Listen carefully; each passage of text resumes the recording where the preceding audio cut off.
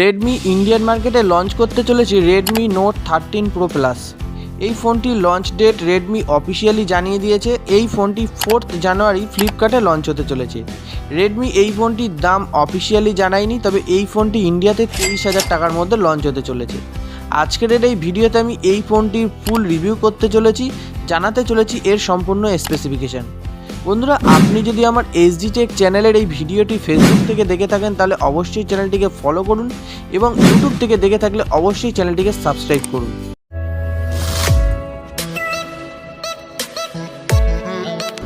বন্ধুরা, ডিজাইনের কথা বলতে গেলে আপনাদের জানিয়ে রাখি এই ফোনটি কিন্তু 8.9 mm পাতলা এবং এই ফোনটির ওয়েট 204.5 গ্রামস এবং বিল্ড কোয়ালিটির কথা বলতে গেলে আপনাদের জানিয়ে রাখি এই ফোনটির বডিটা কিন্তু প্লাস্টিক এবং লেদার দিয়ে তৈরি।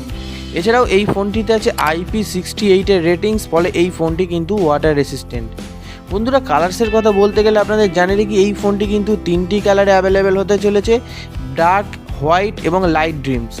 এবং ডিসপ্লের কথা বলতে গেলে আপনাদের জানিয়ে রাখি এই ফোনটিতে কিন্তু 6.67 inch full HD plus OLED display দেওয়া হয়েছে উইথ 120 হার্টসের রিফ্রেশ রেটের সাথে।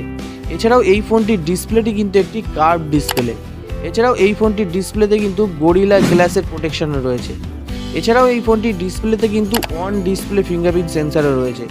বন্ধুরা, ক্যামেরার কথা বলতে গেলে আপনাদের জানিয়ে রেখে এই ফোনটিতে কিন্তু ট্রিপল ক্যামেরা সেটআপ দেওয়া হয়েছে, যেখানে আছে 200 মেগাপিক্সেলের ওয়াইড অ্যাঙ্গেল প্রাইমারি ক্যামেরা, 8 মেগাপিক্সেলের আলট্রা ওয়াইড অ্যাঙ্গেল ক্যামেরা এবং 2 মেগাপিক্সেলের ম্যাক্রো ক্যামেরা এবং ফ্রন্টের সেলফি ক্যামেরা কিন্তু 16 মেগাপিক্সেলের দেওয়া হয়েছে।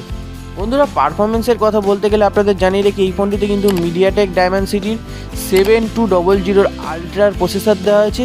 এই প্রসেসরে কিন্তু আপনারা সমস্ত রকমের গেম ভালোভাবে খেলতে পারবেন, কোনো প্রবলেম হবে না। এছাড়াও এই ফোনটিতে কিন্তু অ্যান্ড্রয়েড 13 এর সাপোর্টও রয়েছে।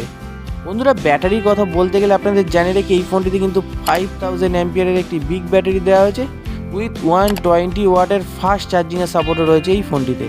এছাড়াও এই ফোনটিতে USB Type-C পোর্টের সাপোর্টও রয়েছে। বন্ধুরা, ভিডিওটি ভালো লাগলে সাবস্ক্রাইব এবং ফলো করতে ভুলবেন না।